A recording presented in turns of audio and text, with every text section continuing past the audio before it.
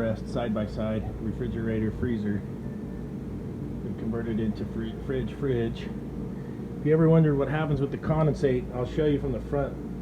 The water goes to the back, comes down, comes out this tube into these P-traps.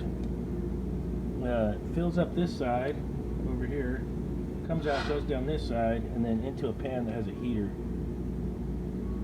And there's heater pans under there for to evaporate the condensation. And it'll go back in like this. It'll go up, over, and then back down into this tube. I got to get it in there good. And then there's a retaining screw.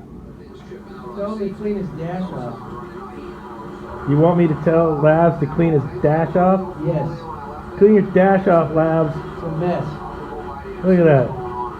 You can imagine what it is behind it. That's a working man's truck.